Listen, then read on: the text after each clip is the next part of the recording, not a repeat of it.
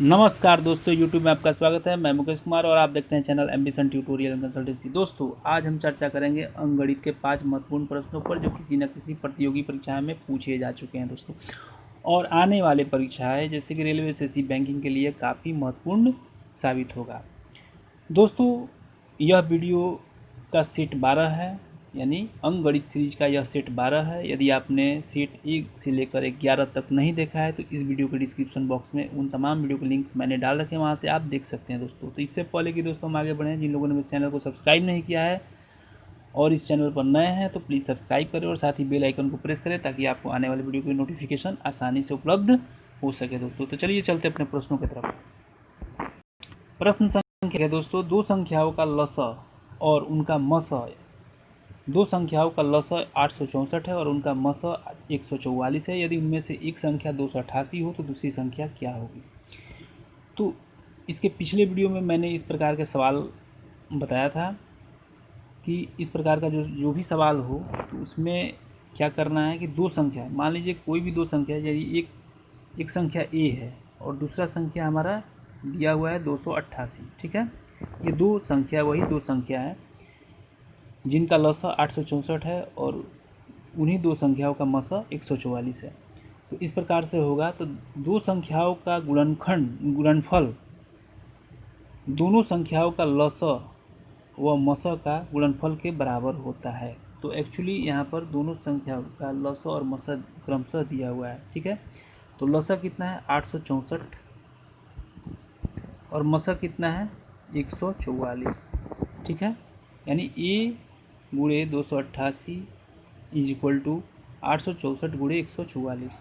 तो ए is equal to कितना हो जाएगा? ए इज इक्वल टू हो जाएगा 864 गुणे 144 बटे में 288, ठीक है। यानी 288 को जब इस साइड हम भेजेंगे, इस साइड भेजेंगे तो वो डिवाइड के रूप में चला जाएगा। तो 288 तीन 864, यानी 144 तीन कितना हो गया 432, ठीक है। 144 दिए 432, 432 हमारा सही जवाब हुआ ऑप्शन सी। तो चलिए आगे चलते हैं दोस्तों। अगला प्रश्न क्या है देखते हैं। 369 के आधे का 2/3 किसके बराबर है? बहुत ही आसान और महत्वपूर्ण क्वेश्चन है दोस्तों। यानी 369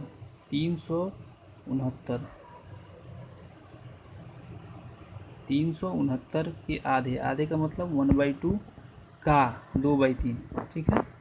कितने बराबर? दो दो कट गया, 3 से 123, ठीक है। यानी कि हमारा सही जवाब होगा ए, ऑप्शन ए 123। अब चलते हैं दोस्तों अगले प्रश्न की तरफ। प्रश्न संख्या 3, ठीक है। किसी कक्षा में कुल विद्यार्थियों की संख्या 3/5, संख्या का 3/5 लड़कियां हैं और शेष लड़के हैं। यदि लड़कियों की संख्या का 2/9 व लड़कों की संख्या का 1/4 अनुपस्थित हो तो कुल विद्यार्थियों की संख्या का कितना भाग उपस्थित है, ठीक है दोस्तों। यहाँ पर अब ध्यान से देखिएगा, यहाँ पूछ रहा है उपस्थित बच्चों की संख्या। चूँकि यहाँ अनुपस्थित, तब हम निकालेंगे यहाँ पर अनुपस्थित बच्चों की संख्या। अब पूछ रहा है उपस्थित बच्चों की संख्या का कितना भाग होगा, ठीक है।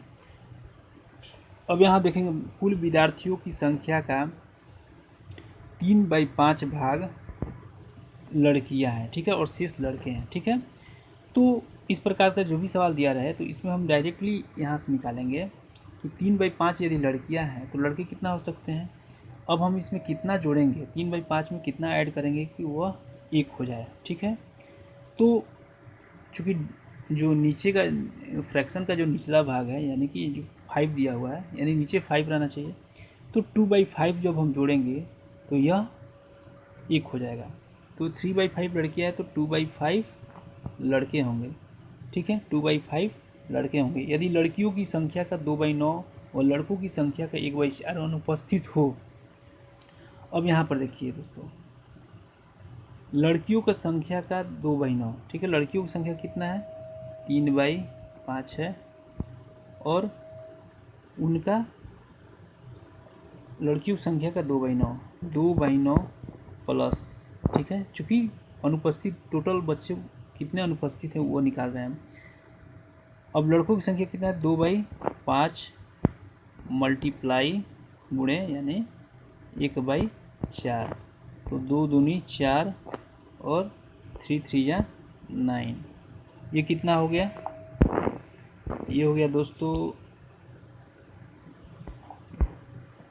ये हो गया यानी कि 2/15 है, 2/15 प्लस 1/10, ठीक है। 2/15 प्लस 1/10 कितने होगा ये होगा 30, इसके एलसीएम 30 हुआ। और ये जब हम इसको करेंगे तो 4 प्लस 3 यानी 7/30, 7/30 हो गया। तो कुल अनुपस्थित बच्चे की संख्या कितनी होगी? 7/30। तो उपस्थित बच्चों की संख्या कितनी होगी? ठीक है, तो जैसे कि हमने पहली बार जैसे लड़कियों की में निकाला यहाँ पर कि लड़कियों की संख्या कक्षा में भाग जो है इतना भाग है, ठीक है। तो ठीक उसी प्रकार से हमको करना है कि इसमें कितना हम जोड़े कि यह 1 हो जाए, ठीक है। 7/30 में हम कितना जोड़ेंगे कि 1 हो जाएगा, ठीक है। तो इसमें हम जोड़ेंगे 23/30, 23/30 हम जोड़ेंगे तो यह 1 के बराबर होगा। तो हमारा जो आंसर हुआ वो 23/30 हुआ, यानी कि 7/30 अनुपस्थित हैं, ठीक है। 7/30 जो थे अनुपस्थित हैं, तो 23/30 जो होगा वो उपस्थित होंगे, ठीक है। 23/30 उपस्थित होंगे, तो ऑप्शन ए इसका सही जवाब है। दोस्तों इस प्रकार का जो भी सवाल आए तो इस प्रकार से ही हल कीजिएगा जैसे मैंने किया है। यह बहुत ही आसान और जेन्युइन तरीका है इस प्रकार के सवाल को हल करने के लिए, ठीक है।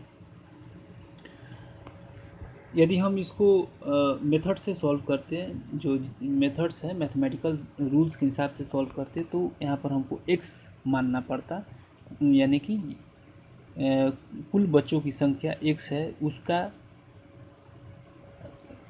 उसका जो है उसका 3/5 यानी 3/5 लड़कियां हैं, और फिर उसके हिसाब से माइनस करके हम लड़कों की संख्या निकालते हैं। उसके बाद फिर हम, तो ये लंबा प्रोसेस हो जाता है, एग्ज़ाम में ज़्यादा समय लगता है, लेकिन आपको प्रैक्टिस के तौर पर उसी नियम को अपनाना है दोस्तों। जो मैथमेटिकल्स रूल्स हैं उसी को अपनाना है प्रैक्टिस के तौर पर। आप जब प्रैक्टिस के तौर पर मैथमेटिकल रूल्स से प्रैक्टिस कीजिएगा, अभ्यास कीजिएगा, निरंतर अभ्यास कीजिएगा, तो आपको खुद ब खुद इस प्रकार का जो ट्रिक्स है, शॉर्टकट्स है, आसानी से मिल जाएंगे। तो चलिए अगले प्रश्न की तरफ चलते हैं। विद्यार्थियों की अधिकतम संख्या ज्ञात कीजिए जिसमें 1001 पेन और 910 पेंसिल इस प्रकार बांटे जाएं कि प्रत्येक को मिले पेनों की संख्या बराबर हो और प्रत्येक को मिले पेंसिलों की संख्या बराबर हो, ठीक है। तो यहाँ दोस्तों पूछ रहा है अधिकतम संख्या ज्ञात कीजिए, ठीक है, न्यूनतम नहीं पूछ रहा है, अधिकतम संख्या ज्ञात कीजिए। तो यहाँ पर हमको क्या निकालना पड़ेगा? HCF हाईएस्ट कॉमन फैक्टर निकालना पड़ेगा, यानी कि 1001 और 910 का हमको HCF निकाल देंगे तो वह विद्यार्थियों को अधिकतम संख्या बताएगा कि विद्यार्थियों को अधिकतम संख्या कितना है।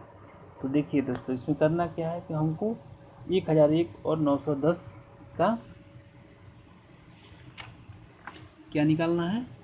HCF निकालना है, इस दोनों का HCF निकालना है। तो कैसे निकालेंगे? तो सबसे पहले एक काम कीजिए दोस्तों, इसमें सबसे पहले 910 और 1001 का कितने फैक्टर्स हैं, उसके मल्टीपल्स क्या क्या हैं, तो सबसे पहले निकालें। तो 910 के कौन कौन से फैक्टर हैं, मल्टीपल्स है, देखिए यहाँ पर। तो 2 गुणे 5, जब इसका एलसीएम हम निकालेंगे 2 गुणे 5 गुणे 7 गुणे 13, ठीक है, गुणे 13।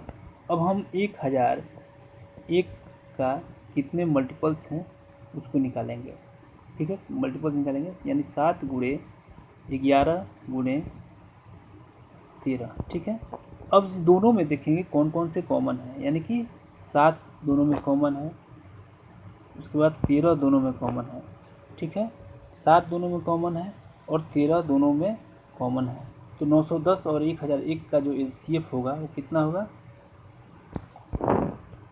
910 और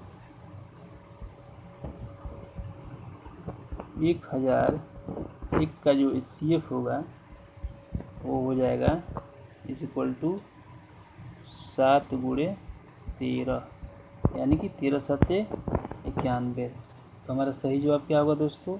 ऑप्शन ए यानी कि ऑप्शन ए जो होगा हमारा सही जवाब होगा।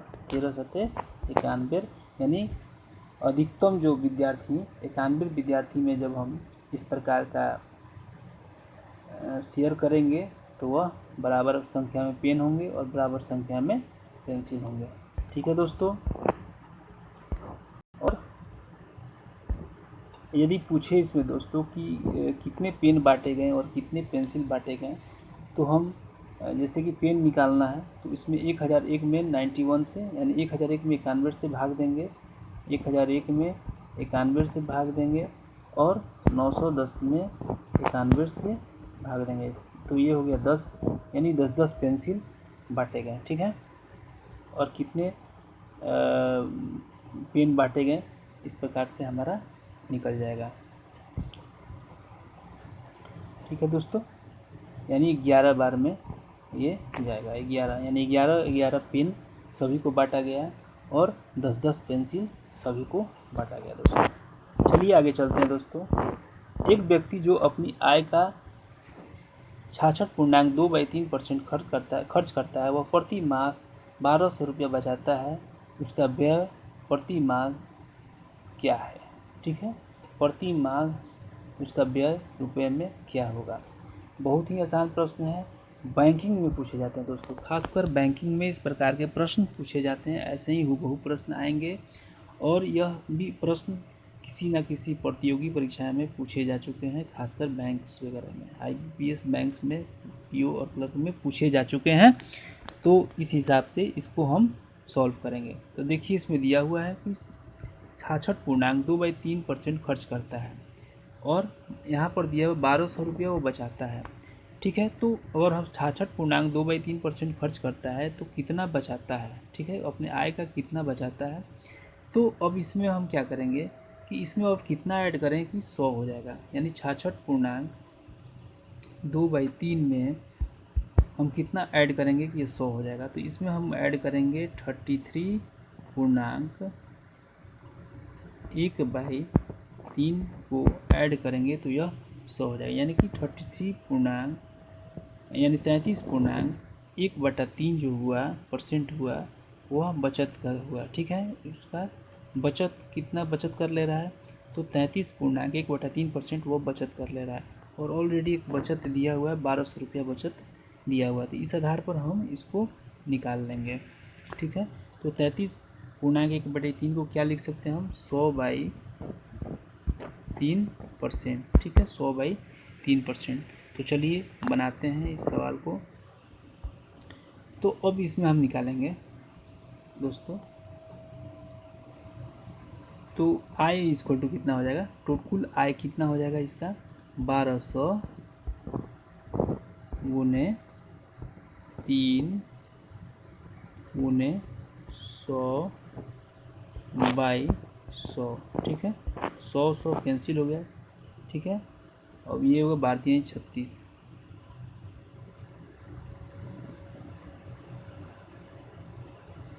ये हो जाएगा भारतीय 36। ठीक है, 3600, x इक्वल टू 3600। अब चूँकि 1200 बचत है तो उसका व्यय पूछ रहा है, खर्च पूछ रहा है, उसका प्रति माह खर्च कितना हुआ। तो 1200 व्यय है तो 3600 माइनस 1200 जब घटाएंगे तो कितना हो जाएगा, जब 3600 में 1200 घटाएंगे तो हो जाएगा 2400। तो 2400 हमारा सही जवाब हुआ दोस्तों, 2400 हमारा सही जवाब हुआ।